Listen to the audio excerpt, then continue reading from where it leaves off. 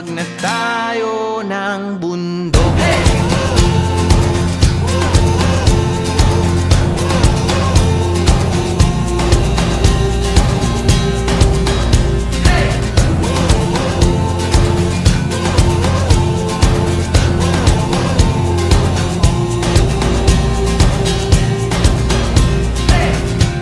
Tumakas na tayo palayo sa maraming tao,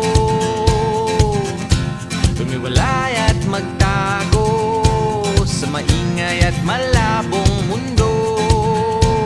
Bumubulong ang hanging habagat at hampas ng alon, dumudulog